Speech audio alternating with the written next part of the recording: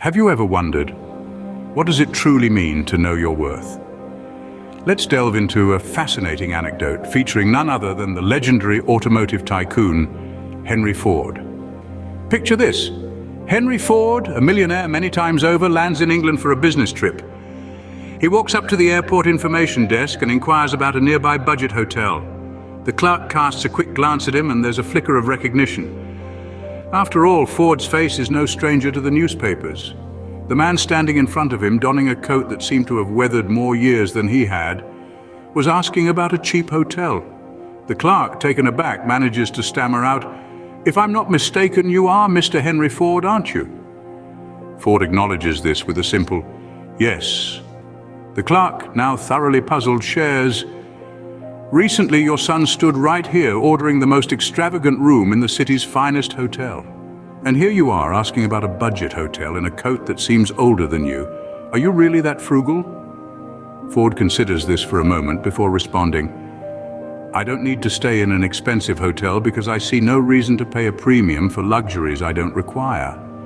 Regardless of where I stay, I'm still Henry Ford. The difference between hotels is negligible to me, as a restful night's sleep can be found just as easily in a budget hotel as in the priciest one. As for this coat, yes, it belonged to my father, but that doesn't change who I am. I remain Henry Ford."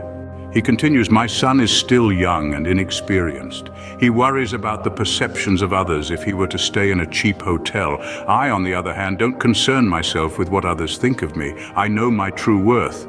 I became a millionaire because I understand the value of money and can discern genuine value from false pretenses."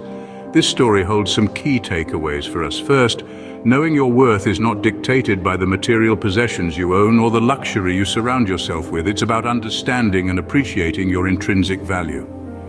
Second, frugality is not about being cheap. It's about being resourceful and knowing where to allocate your resources.